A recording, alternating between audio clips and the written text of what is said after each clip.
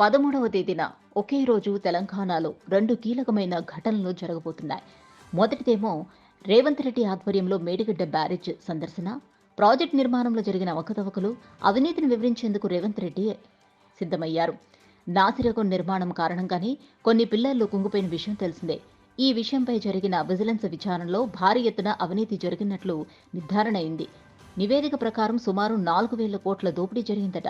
Vigilance report ఆధారంగా విచారణను మరింత లోతుగా చేయించాలని రేవంత్ ప్రభుత్వం ఆలోచిస్తుంది.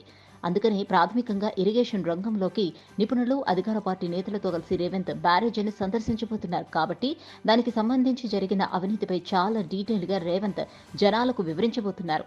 అదే రోజు నల్గొండలో బీఆర్ఎస్ ఆధ్వర్యంలో భారీ బహిరంగ సభ జరగబోతోంది. రాబోయే పార్లమెంటు ఎన్నికలకు సంబంధించి మొదలవ్వబోతున్న ప్రచార సభలో కేసీఆర్ పాల్గొనబోతున్నారు. ప్రమాదం జరిగి విశ్రాంతి తీసుకున్న తర్వాత కేసీఆర్ పాల్గొనబోతున్న మొదటి బహిరంగ సభ కూడా ఇదే.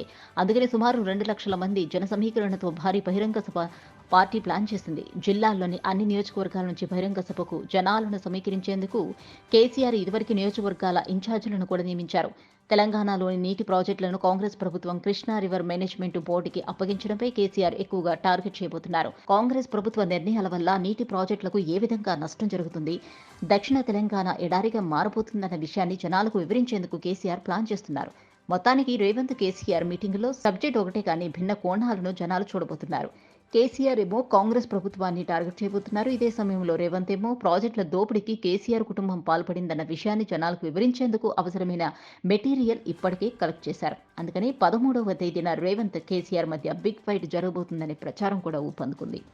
Please subscribe Pragna Media. Please like, share, subscribe to Pragna Media. Pragna Media, please do like, share and subscribe. Please subscribe to Pragna Media. Please like, share and comment if you like the video. Pragna Media.